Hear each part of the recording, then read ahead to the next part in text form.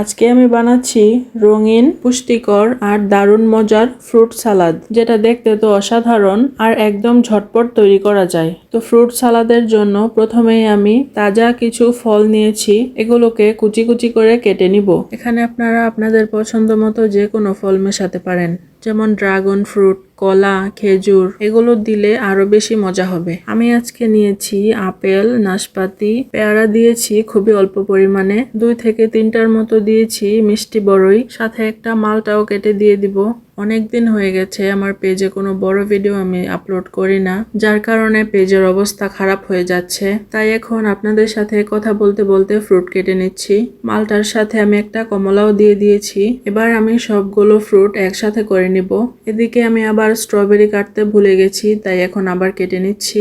আজকের ফ্রুট সালাদে টক মিষ্টি সব ধরনের ফল থাকছে।